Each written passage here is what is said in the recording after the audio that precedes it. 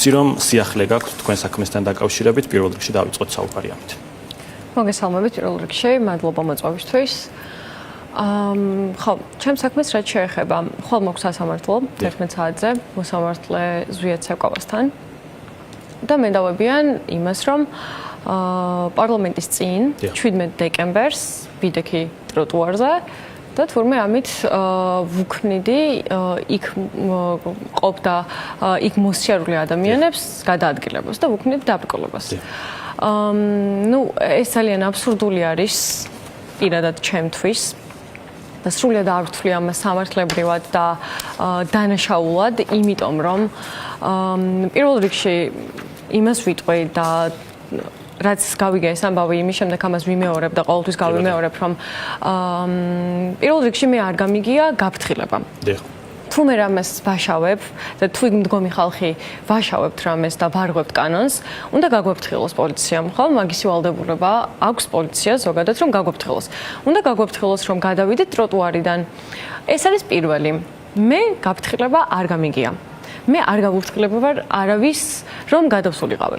მეორე ფაქტი შემოდის აქ ამ შემთხვევაში, რომ გაფრთხილებს, რაც არ გაუკეთებია და გადადით ტროტუარიდან, სად გადავიდა. მაშინ მიმითითე კონკრეტული ადგილი, სად გადავდივარ, სად ვდგები და რომელი კონკრეტული ადგილი და მონაკვეთი იქნება ის მონაკვეთი, რომელზეც შემეძლება დადგომა და ჩემი კონსტიტუციური უფლების გამოყენება, ხო? რა ვიცი, კონსტიტუციაში გვიწერია ჯერჯერობით ეს ფაქტი, რომ ყველა ადამიანს, საქართველოს ცხოვრობ ყველა ადამიანს აქვს თავისი პროტესტის გამოხატვის თავისუფლება. შემიძლია ეს მე გავაკეთო ყოველ დღე, მთელი დღის განმავლობაში, მთელი წლის განმავლობაში, ნუ რაც ხდება. და აქ კანონს არავინ არ არღვევს და არის დაურღვევია. ამას გარდა, ნუ როცა თვითონ კარგად აწყობთ ხოლმე, კორდონს აყენებენ იმ ტერიტორიაზე, სადაც არ უნდათ რომ ჩვენ ვიდგეთ და გადავადგილდეთ, მაგრამ სრულიად ამის საპირისპიროდ მოხდა მაგ დღეს ყველაფერი.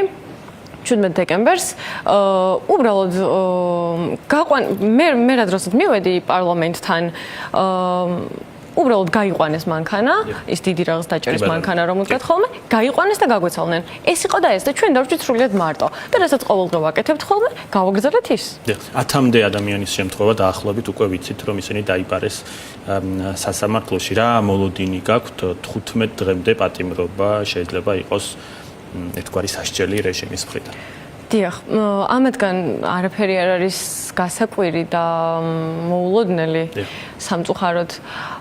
და ხო, არ ითვალისწინებს ეს მუხლი 174 მუხლი ჯარიმას, ითვალისწინებს მხოლოდ პატიმრობას 1-დან 15 დღემდე. და ნუ ჩემს შემთხვევაში, ჩემს ადვოკატთან გავიარე კონსულტაცია და რადგანაც აქამდე არ მიფიქსირდება არანაირი დარღვევა და არ მაქვს არანაირი სასამართლო დავა, ნუ ვიმედოვნებთ, ძალიან დიდად ვიმედოვნებთ, რადგანაც პირველი შემთხვევა არის და თან პირველი ადამიანი ვარ და არ ვიცი, პირველად ხდება ახლა ეს აბსურდი. ველოდებით რომ სიტყვიერი გაფრთხილებით შესაძლოა რომ შემოეფარგლონ. მაგრამ ნუ სამწუხაროდ ესეთი რეალობის წინ ვდგავართ, რომ არც არაფერი არ არის გამორიცხული. თქვენ ეს რისკი მოკლედ გაცნობიერებული ქონდეთ, როდესაც იყავით იმ დღესაც და ზოგადად იღებთ ამ აქციებში მონაწილეობას. დიახ. მინდა გითხოთ, აი ოცნების რიტორიკა სულ ასეთია, რომ რაღაცა 50 ადამიანი დგას, 20 ადამიანი დგას, მაგრამ ამ რიტორიკასთან ვერ მოდის თანხმედრაში ის, რასაც აკეთებენ, ხომ? ახალი რეპრესიული კანონები, ანუ მთელია ეს რეპრესიული მანქანა ამოქმედეს, როგორც თავადამტკიცებენ 50 ადამიანის წინააღმდეგ. რეალურად თქვენი გადმოსახედიდან რა უშლის ნერვებს ქართულ ოცნებას? რა არის ასეთი დისკომფორტი მათთვის, რაც მოაქვს აი ამ პროტესტს? კი ბატონო.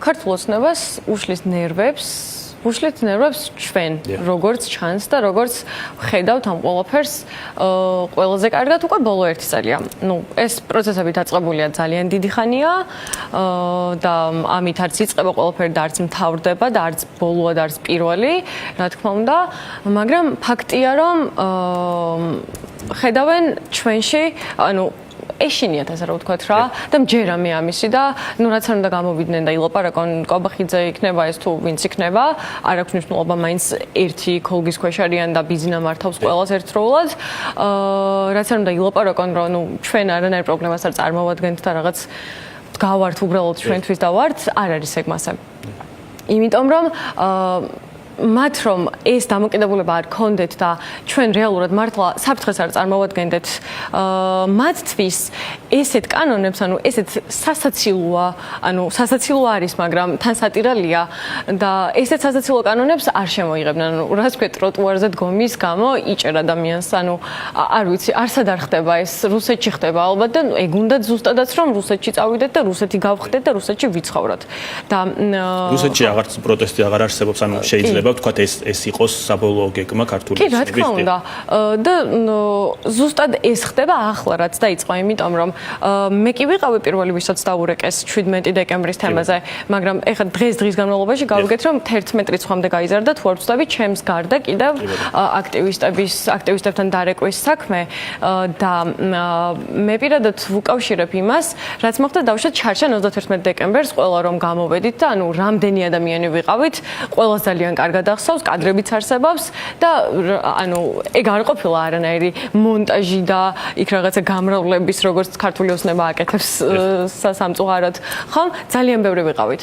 და ალბათ ეშინიათ იმის, რომ პრევენცია, ვთქვათ, ახალი წლის დღის პროტესტის. თავისთავად, იმიტომ რომ როგორც ვიცი, აქტივისტებს ჩანიშნული აქვთ 30 დეკემბერსაც სასამართლოს ხდომები და ანუ რა ვიცი არ ცხვენიათ მაინც ანუ არ ეშინიათ მაინც ამდენი ხალხი რომ მათ წინააღმდეგ ესეთი რა ვიცი ლანძღავს წყევლის რა ვიცი ყველაფერი ანუ მოვა დრო ადრე თუ გვიან აუცილებლად მოვა ეგ დრო რომ მიუბრუნდებათ უკან ეს ყველაფერი და ჩემი აზრით რა ვიცი უნდა შეეშინდეთ უნდა იფიქრონ მაგაზე რომ ოდესმე მაგათი დრო მოვა აუცილებლად მოვა რადგან ხართ ამ უწყვეტი პროტესტის ძალიან აქტიური მონაწილე როგორ წარმოგიდგენიათ ამ პროტესტის გაგრძელება? ვთქვათ, გაჩნდა ახალი ელემენტი შაბათის ყოველდღიური მარშის სახით და ვნახულობთ ამ მარშში, ამ სრულობაში ბევრი ადამიანი იღებს ხოლმე მონაწილეობას. აი რა ელემენტები შეიძლება გაჩნდეს? გასაგებია რომ ის რაც დღეს ხდება ოცნებისთვის ესეც დისკომფორტია, მაგრამ ვთქვათ, როგორ უნდა გაიზარდოს წნეხი რეჟიმზე? დიახ. ну, რაც შეეხება ხა ამ კანონს, რაც გვაქვს, შეგვიძლია ჩვენ, ну, რა თქმა უნდა, კომპეტენტურ ადამიანებთან საუბრით და დალაპარაკებით, რომ რაღაც სხვაც მოვიფიქროთ, იმიტომ რომ არ შეიძლება ესე გაგრძელება. როდემდე უნდა გაგრძელდეს, რომ გამოვიდეთ, დავდგეთ ერთხელ, ორჯერ თან მით უმეტეს შეიცვალა კანონები. მაგრამ ოცნებაც ფეხდაფეხ მოყვება. რაღაც ამბობდა რომ შეიძლება გადასასვლელებშიც მალე აკრძალოს პროტესტი წავალთ. ზუსტად ეგ ვიგულისხმე წეგან რომ, ну, ფაქტიურად რუსეთი ხდება ეს ყველაფერი, იმიტომ რომ იქ ერთი ცარიელი ფურცელის რო დაიჭირო, იჭერენ ადამიანს. და მაგას გულისხმობ ზუსტად რომ არ შეიძლება ესე გაგრძელდეს. არ შეიძლება რომ ხო აი მე რა მოდი წავალ 2 დღით 3 დღით, ანუ არანაირად მე არ ვეთანხმები მაგას. სრულიად არ ვეთანხმები, იმიტომ რომ ჩვენი დრო და ჩვენი თითოეული დღე და ჩვენი პროტესტი ეგ იმას არ ნიშნავს, რომ სრულიად აბსურდულად იქ ერთი დღეც კი გავატაროთ. ანუ სისულელი არის ეს ჩემთვის, ჩემი პირადი აზრი არის ეს. და შეგვიძლია ამაზე ვისაუბროთ, ვკითხოთ აზრი მათ ვინც იციან და დავუშვათ შეიცვალოს, ხო? პროტესტის ფორმა, რაღაც სხვა კუთხით, სხვანაირად, ну, დარჩება რა თქმა უნდა ეს ყოველ შაბათის მარშები და ძალიან კარგი შედეგი მოაქვს ამ შაბათის მარშებს ვხედავთ რომ კიდეც იკეტება გზები და არა მარტო ტროტუარზე არ არის აქ საქმე ხო გზაც იკეტება ხალხიც გვერდდება ხალხიც ხედავს ამ ყველაფერს და რაღაც უფრო დიდი მუხტი იქნება შაბათობით და აი სხვა დღეებთან დაკავშირებით ეხლა მე არ ვაპირებ და არც მაქვს ესე კონკრეტულად ამ მომენტში ის იდეა თუ როგორ უნდა შეიცვალოს ან რითი უნდა ჩავანაცვლოთ ეს ყველაფერი მაგრამ ფიქრობ რომ აუცილებელი არის რომ როგორც ესენი მოვყვებიან ფეხდაფეხ შეგვიძლია და გვაქვს ჩვენ იმისი შესაძლებლობა და იმისი გონებრივი შესაძლებლობა რომ გავასწროთ მათ ამ ერთი ნაბიჯით და ჩვენც რამე ისეთით ვუპას ვუხოთ რომ ხო სახტად დარჩნენ კეთილი პარტიების როლს როგორ ხედავთ ამ პროტესტში ისინი აქტიურობენ მათ შორის იგივე ვთქვათ ქიმიური იარაღის საქმის კონტექსტში პარტნიორებს მიმართავენ ითხოვენ კონკრეტულ ნაბიჯებს მათი მხრიდან მექანიზმების ამოქმედებას უშუალოდ საპროტესტო მუხტის ნაწილში თქვენ თუ ხედავთ ზოგადად პარტიების ჩართულობას და როგორი უნდა იყოს რომ თქვათ ეფექტიანობა მათ შორის ამ პროტესტის გაიზარდოს სამწუხაროდ ძალიან არ მიყვარს ხოლმე მაგ კითხვას იმიტომ რომ ანუ ვერ პასუხობ ვერასდროს ისე როგორც საჭიროა, იმიტომ რომ არ ვიცი ამ ეტაპზე მე რა უნდა ვუთხრა პარტიებს რომ გააკეთო. ან საზოგადოებამ როგორ უნდა რა უნდა ვუთხრათ. აი ამ პროტესტს ყავს ლიდერები, რომლებიც ამ თქვა წინააღმდეგობისას გამოჩნდნენ. საჭიროა რომ თქვა პარტიები უფრო გააქტიურდნენ. ან პოლიტიკური ლიდერები შემოვიდნენ უფრო მეტად პოლიტიკური ლიდერებს თუ გულისხმობთ, რომლებიც ბუნებრივია რომ ჩებიან თავისუფლებაზე, იმიტომ რომ ძალიან ბევრი არის ტყვეობაში. დიახ, ფაქტის სახეზეა თუ პოლიტიკურ ლიდერებს გულისხმობთ, რომ ნუ ზურაგირჩი ჯაფერიძეა გარეთ, რაც ახლა გამოვიდა და კიდევ რაღაც საქმე შეკერეს, გამოსული არ იყო ორ დღეში და კიდევ რამდენიმე ლიდერი, მაგრამ უმრავლესობა არის ციხეში. რაც არის ძალიან ცუდი და რაც რაღაც ადამიანების რაღაც ნაწილს ნიჰილიზმს უთესავს ზუსტად ეს ფაქტი. რაც ძალიან ცუდია, მაგრამ არ ვიცი ამასთან დაკავშირებით რა უნდა გავაკეთოთ ჩვენ, როგორ უნდა მოვიქცეთ და ასე შემდეგ.